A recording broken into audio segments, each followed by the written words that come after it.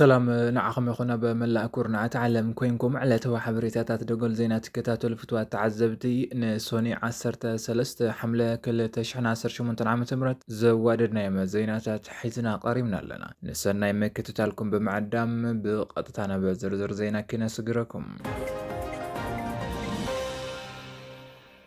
ህወሓት ምስ ፋኖ ኦነግ ሻዕብያን ሱዳንን ዝገበሮ ጽምዶ ዕላው ገይሩ። ቦምበር ውድብ ህወሓት ዶክተር ደብረጽዮን ገብረ ሚካኤል ንሱ ዝመርሖ ውድብ ምስ ናይ ውሽጢ ሃገርን ደገን ሓይልታት ዝጀመሮ ናይ ጽምዶ ኪዳን ስራሕቲ ኣጠናኺሩ ከም ዝቐጸለሉ ዕላው ገይሩ።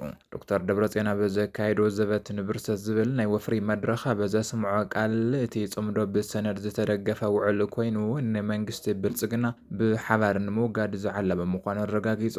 ብመሰረቱ ካብቲ መድረኽ ዝወፅእ ሓበሬታ ህወሓት እዚ ናይ ጽምዶ ወታደራውን ፖለቲካውን ስምምዕ ዝገበረ ምስ ዕጡቓት ሓይልታት ፋኖን ናይ ኦሮሞ ነጻነት ግንባር ኦነግ ዝተባሃሉ ውሽጣዊ ተቃወምቲ ሓይልታትን ምዃኑ ረዲኦም። ብተወሳኺ እውን ምስ መንግስቲ ኤርትራ፣ ሰራዊት ሱዳንን ግብፅን ዝበሉ ናይ ወፃኢ ሓይልታት ሓድሽ ፖለቲካውን ወታደራውን ግንባር ከም ዝፈጠረ ኣውጁ። ዶክተር ደብረጽዮን ኣብ መግለጺኡ እዚ ብሰነድ ዝተደገፈ ናይ ሓባር ስምምዕ ንመንግስቲ ብልጽግና ካብ ስልጣን ንምእላይን ናይ ሓባር ጸላኢ ንምምካትን ዝተገበረ ናይ ቃልሲ ምዕራፍ ምዃኑ ሓቢሩ። እዚ ናይ ህወሓት ናይ ጽምዶ ስምምዕ ዕላዊ ምዃኑ ስዒቡ መደበራት ሚድያ ኢትዮጵያ አንጻር እዚ ዝተመስረተ ሓድሽ ናይ ጽምዶ ሓይሊ ዝተወደበ ናይ ፕሮፓጋንዳን ዜናን ወፍሪ የካይዳ ከም ዘሎ ይፍለጥ። እዚ ህወሓት ምስ ደማውያን ጸላእቱ ዝነበሩ ሓይልታት ኤርትራን ፋኖን ዝገበሮ ናይ ጽምዶ ስምምዕ ኣብቲ ዞባ ዘሎ ናይ ፖለቲካን ወታደራውን ማዕዝን ሙሉእ ብምሉእ ዝልውጥን ንኩናት ኢትዮጵያ ናብ ዝለዓለ ዞባዊ ምፍጣጥ ዝደፍእን ምዕባለ ምዃኑ ወታደራዊ ተንተንቲ ይሕብሩ። ህወሓት ኣብ ወረዳ ሕንጣሎ ሰራሕተኛ ባንክ ኣንበሳ ዝኾነ መንእሰይ ከም ዝዓፈነ ተገሊጹ። ኣብ ዞባ ደቡብ ምብራቕ ትግራይ ወረዳ ሕንጣሎ ዕሸል ከተማ ደንጎላት ሰራሕተኛ ዓለም ለኸ ባንኪ ኣንበሳ ዝኾነ መንእሰይ ኣሸናፊ ኣማረ ሎሚ ንጉህ 13 ሓምለ 2018 ዓ.ም ብዕጡቓት ተዓፊኑ ናብ ዘይፍለጥ ቦታ ከም ዝተወሰደ ካብቲ ቦታ ዝወፁ ጸብጻባት ሓቢሮም። ብመሰረቱ ካብቲ ከባቢ ዝበፅሐን ሓበሬታ እቲ መንእሰይ ግዳይ ዓፈና ዝኾነ ሎሚ ንጉህ ኣብ ስራሕ ቦትኡ ኣብ ባንኪ ኣንበሳ እናሃለወ እዩ። እቶም ነቲ ዓፈና ዝፈጸሙ ዕጡቓት ንመንእሰይ ኣሸናፊ ኣማረ ብሓይሊ ኣሲሮም ናብ ዘይተፈለጠ ቦታ ከም ዝወሰድዎ ተገሊጹ ኣሎ። እዚ ኣብ ልዕሊ እቲ ሰራሕተኛ ባንኪ ዝተፈጸመ ናይ ዓፈና ስጉምቲ ንለውጢ ትጽሕፍን ትደግፍን ኢኻ ብዝብል ፖለቲካዊ ምኽንያት ከም ዝተፈጸመ እቶም ጸብጻባት የነጽሩ። ብተወሳኺ ኣብ ትግራይ ዝካየድ ዘሎ ናይ መናእሰይ ግፋ ንገንዘብ መእከብን መህፍተምን ይውዕል ምህላው ተገሊጹ። ኣብ ዝተፈላለዩ ከባቢታት ትግራይ ብዕጡቓት ዝካየድ ዘሎ ናይ መናእሰይ ግፋ ንሃገራዊ ወይ ወታደራዊ ተልእኾ ዘይኮነስ ንገንዘብ መእከብን መህፍተምን ከም ናይ እቶት መእከብ መንገዲ ኮይኑ ኣገልግሎት ይህብ ከም ዘሎ ሓበሬታታት ያረድኦም። እቶም ዕጡቓት ንመናእሰይ ብግፋ ድሕሪ መሓዞም ንምፍታሕ ብርክት ዝበለ ገንዘብ ግቦ ይሓቱ ከም ዘሎ ተገሊጹ ኣሎ። ብመሰረቱ ካብ ዝተፈላለዩ ወገናት ዝወፅእ ሓበሬታት ብዕጡቓት ተዘርጊሑ ዘሎ ናይ ግቦ ደንቢ ካብ መኪና ወይ መንገድታት ንምምላጥ 50,000 ብር፣ ካብ ማዓስከር ማሰልጠኛ ንምውፃእ ድማ 100,000 ብር ብሞባይል ባንኪንግ ግቦ ይሓቱ ከም ዘለው ተገሊጹ። እቲ ዝወፀ ጸብጻብ ነዚ ተግባር ዝምልከት ሓደ ኣብነት ቀሪቡ ኣሎ። በዚ መሰረት ነባሪ ወረዳ ራያ ዓዝቦ ዝኾነ መንእሰይ ሚካኤል ወልደ ኪሮስ ዘሩ ፍርያት መስኖ ብመኪና ጽዒኑ ናብ ከተማ መቐለ እናተጓዓዘ ኣብ ሕዋነ ብግፋት ተሓይዙ እዩ። እቲ መንእሰይ ንብረቱን ስልኩን ተገፊፉ ናብ ማዓስከር ማሰልጠኛ ምስ ተወሰደ 100,000 ብር ብሞባይል ባንኪንግ ግቦ ብምኽፋል ጥራይ ከም ዝተለቐቐ እቲ ሓበሬታ የነጽር። ውድብ ህወሓት ንኢትዮጵያ ዳግም ከመሓደር ከም ዝኽእል ተገሊጹ። ብሰንኪ ፖለቲካዊ ሕማቑ ካብ 4 ኪሎ ተባሪሩ መቐለ ዝዓረደ ህወሓት ንኢትዮጵያ ዳግማይ ናይ ምምሕዳር ዕድል ክወፅኣሉ ይኽእል እዩ ክብሉ ፕሮፌሰር መራራ ጉዲና ገሊጾም። እቲ ውድብ ንኢትዮጵያ ዳግማይ ናይ ምምሕዳር ዕድል ክወፅኣሉ ከም ዝኽእል ኣቦ ወንበር ኤፌኮ ፕሮፌሰር መራራ ጉዲና ገሊጾም ኣለዉ። ፕሮፌሰር መራራ ነዚ ዝገለጹ ኣብዚ ሕዚ እዋን ኣብ ኢትዮጵያ ዝረአ ዘሎ ፖለቲካውን ወታደራዊ ምዕባለ ኣብ ግምት ብምእታው ኣብ ዝሃብዎ ናይ ፖለቲካ ትንተና እዩ።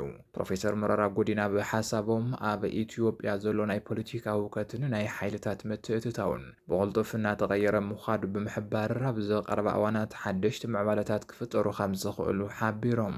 ህወሓት ካብ ስልጣን ካብ ዘላ ትሒዙ ዝሓለፎም ናይ ፈተናን ኩናትን ምዕራፋት ከምኡውን ኣብዚ ሕዚ እዋን ኣብቲ ዞባ ይፍጠሩ ዘለዉ ሓደሽቲ ናይ ፖለቲካውን ወታደራውን ጽምዶታት ትውድብ ዳግም ኣብ ናይ መላእ ሃገር ፖለቲካ ፖለቲካዊ ማዕዝን ዓብዪ ተራ ንኽፃወት ዕድል ክኸፍተሉ ከም ዝኽእላ ኣመልኪቶም ቀፂሎም እውን ኣብ ኢትዮጵያ ዘለዉ ናይ ፖለቲካ ሓይልታት ዘይተረጋግአ ናይ ሃገር ኩነታት ኣብ ክንዲ ምፍጣር ብስርዓትን ብሰላማዊ ኣገባብን ናብ ናይ ሓባር መፍትሒ ክመፁ ከም ዘለዎም ኣስሚሮም ኣለዉ። እዚ ብፕሮፌሰር መረራ ጉዲና ዝተዋሃበ ሬቶ ሕወሓት ምስ ዝተፈላለዩ ናይ ውሽጢ ሃገርን ደገን ሓይልታት ናይ ጽምዶ ስራሕቲ እናካየደ ምዃኑ ኣብ ዝግለጸሉ ዘለዋን ዝተዋሃበ ብምዃኑ ኣብ መንጎ ተንተንቲ ፖለቲካ ዓብዪ መዘራረቢ ኣጀንዳ ኮይኑ ኣሎ።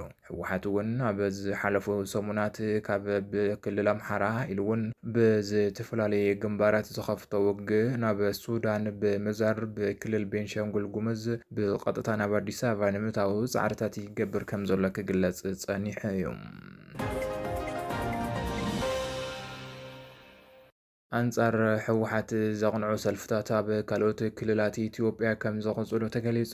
ሕወሓት ንዳግማይ ኩናት ይዳሎ ዝተባሃለ ሰፊሕ ምድላዋትን ናይ መናእሰይ ግፋት ጠጠው ክብል ብምሕታት ኣብ አዲስ ኣበባ ዝተጀመረ ህዝባዊ ናይ ተቃውሞ ሰልፊ ኣብ ካልኦት ክልላት ኢትዮጵያን ኣብ መላእ ዓለምን ተጠናኺሩ ክቕጽል ምዃኑ ቤት ምኽሪ ንሰላምን ለውጥን ትግራይ ኣረጋጊጹ። ብኻሊእ ወገን ድማ ብቦርድ መረፃ ሕጋዊ ሰውነቱ ዝተሰረዘ መሪሕነት ሕወሓት ኣቦ ወንበር ዶክተር ደብረጽዮን ገብረ ሚካኤል ኣብ መቐለ ብዘስምዕዎ ቃል ካብ መንግስቲ ብልጽግና ሰላም ምጽባይ ከኣለን ብምባል ናይ መኸታ ዓቕሚ ምጥንኻር ከም ዘድሊ ምሕባሮም ዝዝከር እዩ። ሕርያና ሰላም እዩ ኩናት ይኣክል ብዝበል መሪሕ ሓሳብ ኣብ አዲስ ኣበባ ዝተኻየደ ናይ ተቃውሞ ሰልፊ ስዒቡ ጋዜጣዊ መግለፂ ዝሃቡ ናይቲ ቤት ምኽሪ ሓለፍቲ ተሰለፍቲ ንሕወሓት ዓፋን የጸረ ዲሞክራሲ ንክብሉ ምኹናኖም ገሊፆም። ኣብ ክልል ትግራይ መናእሰይ ብዘይድልቶም ብግፋት ተሓይዞም ናብ ኩናት ንኽኣትዉ ዝግበር ዘሎ አንጻር ዓለም ለኻዊ ገበን ምዃኑ ብምጥቃስ መናእሰይ ብውሕድ ዶላር ተሸይጦም ኣብ ናይ ሱዳን ናይ ውሽጢ ሕድሕድ ኩናት ንኽሞቱ ይግበር ስለ ዘሎ ፌደራል መንግስቲ ነዚ ህፁፅ ናይ መናእሰይ ሽያጥ ክእግዶ ሕቶ ኣቕሪቦም። ብሰንኪ ኣብቲ ክልል ዝንቀሳቐሱ ሓይልታት ናይ ፕሪቶርያ ናይ ዘላቒ ኩናት ዶ ምባል ስምምዕ እናተጣሓሰ ናብ ካልእ ግጭት የምርሕ ስለ ዘለዎ ናይቲ ስምምዕ ተሳተፍቲ ኣካላት ብህፁፅ ናብ ተግባር ክኣትዉ ተሓሳሲቦም። እዚ ኣብ አዲስ ኣበባ ዝተጀመረ ሰልፊ ሕወሓት ብዓብዪ በጀት መዲቡ ክዓክቶ እንተፈተነ እውን ከይተሳኽዐሉ ምትራፉ ብምግላጽ ኣብ ዝቐጽል ኣብ መላእ ኢትዮጵያን ኣብ ዓለምን ብዘለዉ ትውልድቲ ትግራይና ኣቢሉ እቲ ናይ ተቃውሞ ሰልፊ ተጠናኺሩ ክቐጽል ምዃኑ ተገሊጹ። ቅድሚ ዝተወሰኑ መዓልትታት ኣብ አዲስ ኣበባ አንጻር ሕወሓት ዘቕንዐ ተቃውሞ ከም ዝተኻየደ ዝዝከር ኮይኑ እዚ ብሕወሓት ፀረ ህልውና ትግራይ እናተባህለ ክኹነን ዝቐነየ ሰልፊ ድሕሪ ምክያድ እውን እንተኾነ ፈሺሉ እዩ ክብል እቲ ውድብ ምግላጹ ዝዝከር እዩ። ኣብ መወዳእታ ሚኒስተር ምክልኻል ኣሜሪካ ብኩናት ኢራን ዝተቐተሉ ወታደራቱ ቁፅሮም 16 ከም ዝበፅሐ ኣረጋጊጹ። ሚኒስተር ምክልኻል ኣሜሪካ ፔንታጎን ኣብ መወዳእታ እዚ ሰሙን ኣብ ዘውፅኦ ወግዓዊ መግለፂ ብሰንኪ እቲ ዞባዊ ግጭት ሂወቶም ዝሓለፉ ወታደራት ኣሜሪካ 16 ከም ዝበፅሐን ካብ 430 ንላዕሊ ዝኾኑ ድማ ከም ዝቆሰሉን ኣረጋጊጹ። እዚ ኣሃዚ ወግዓዊ ክኸውን ዝኸኣለ ናይ ፔንታጎን መርበብ ትንተና ጉድኣት ምክልኻል ነቲ መረዳእታ ህፁፅ እዋናዊ ድሕሪ ምግባር እዩ። ብህፁፅ እዋናዊ ድሕሪ ምግባር እዩ። ብመሰረት ሓበሬታ ፔንታጎን እቶም ወታደራት ጉድኣት ዝበፅሖም ብድሮንን ብኣየርን ብዝተገበሩ መጥቃዕትታት ስዒቦም ምዃኑ ተገሊጹሎም። ማእኸላይ እዚ ሰራዊት ኣሜሪካ ብዝሃቦ መብርሂ ድማ እቲ ናይ ሙማት ኣሃዝ ቅድሚ ሕዚ ካብ ዝነበሩ 14 ተላዒሉ ናብ 16 ክዓቢ ዝኸኣለ ብረድኤት ኣብ ዮርዳኖስ ኣብ ዝርከብ ሓደ ወታደራዊ መዓስከር ኣብ ዝቐረበ መዓልቲ መጥቃዕቲ ድሮን ስለ ዝተፈጸመ ምዃኑ ሓቢሩ። ኣብዚ መጥቃዕቲ እዚ ክልተ ናይ ኣሜሪካ ወታደራት ብኡንብኡ ክቐተሉ እንከለዉ ሓደ ካሊእ ወታደር ድማ ደሃዩ ከም ዝተሰኣነ ተፈሊጡ ኣሎ።